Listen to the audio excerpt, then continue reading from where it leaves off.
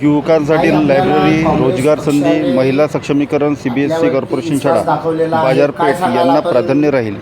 ऋतिका नरेश डाफ, प्रभाग 21 क उमेदवार, काँग्रेस, नागपूर महानगरपालिका चुनाव. बघा ग्राफिनवर्ड न्यूजवर. नेत्यांची खूप आभार मानते की त्यांनी मला संधी दिली आहे आणि मी माझ्या कामातनं ते संधीचं सोनं करेल. तर मी तसं मागील 3-4 वर्षापासून माझे कामं सुरूच आहे. असे रस्त्याचे कामं असो किंवा नागरिकांच्या समस्या असो, त्याच्यावर आम्ही तर काम करणं सुरू आहे आमचं. आणि आता एवढा वर्ष निघालं आहे आजपर्यंत जे काही नगरसेवक होते, माजी नगरसेवक, त्यांनी जे काही कामं केले आहे किंवा प्रशासनिक आता त्यांचंच आहे, म्हणजे सरकारी त्यांचीच आहे. त्यांनी जे कोणते कामं केले आहे ते फक्त रस्ता गटरचे कामं करून काही होत नाही आणि साईडला मोठ्या मोठ्या बिल्डिंगी बांधून पण काही होत नाही. त्याच्यासाठी युवकांसाठी तुम्ही काय केलं हे त्यांनी आजपर्यंत युवकांसाठी या प्रभागात काही केलं नाही. तर माझी अशी आता इच्छा आहे, जशी मी निवडून आली तर एक वाचनालय उघडायचं आहे. कारण जे यूथ आहे ते बाहेर आपल्या प्रभागाच्या बाहेर जातात वाचनालयासाठी.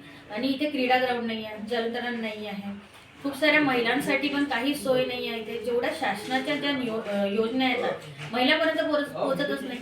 आता या सरकारने जसं लाडकी बहीणचा एवढा गाजावाजा केला, काय झालं शेवटी ते तुम्हाला माहीतच आहे. पण आता ज्या शासनाच्या ज्या छोट्या छोट्या ज्या असतात, जसं आरोग्यासाठी झालं किंवा घरगुती काय झालं, त्या स्कीम कोणाकडेच पोहोचत नाही. ते पोहोचणं माझं काम आहे, मी त्यांच्यासाठी करेन. आणि महिलांसाठी ज्याही सुरक्षा राहतील त्या सगळ्या गोष्टीची जबाबदारी मी घेणार आहे. आणि माझं हेच प्रयत्न राहील की जास्तीत जास्त ज्या नागरिकांच्या समस्या आहेत त्या सॉल्व्ह करायच्या. बस त्याच्यासाठीच मी विनंती करते की 15 जानेवारीला येणाऱ्या 15 जानेवारीला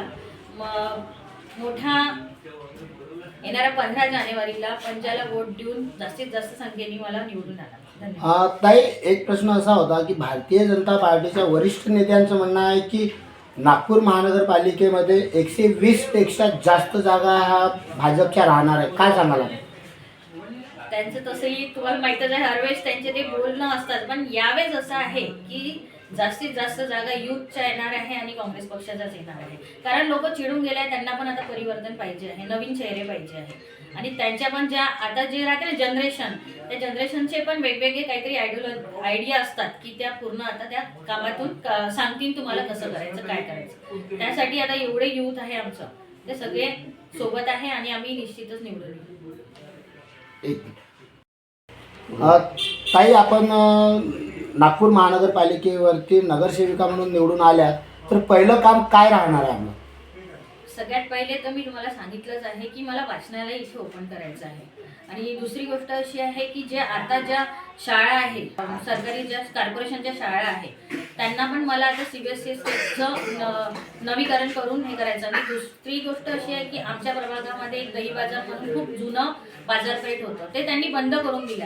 आणि याच्यामध्ये लोक बाहेर जातात भाजीपाला घ्यायला, पण जेव्हा सुरू होतं तेव्हा एकदम फ्रेश भाजीपाला भेटायचा. तर ते मला पुन्हा नवीनीकरण करून घ्यायचं आणि ते पुन्हा ओपन करायचं. ताई, येणाऱ्या 15 जानेवारीला जनतेला काय आव्हान राहणार आहे? हेच आव्हान आहे की 15 जानेवारीला मोठ्या संख्येने येऊन पंजाला वोट द्या. अर्चनाताई सिडाम, मनीषदादा उंबरेटकर, ऋतिकाताई डाफ आणि भावेश तलमले हे पंजाचे 4 उमेदवार आहे. यांना मोठ्या संख्येने निवडून आणायचं आहे.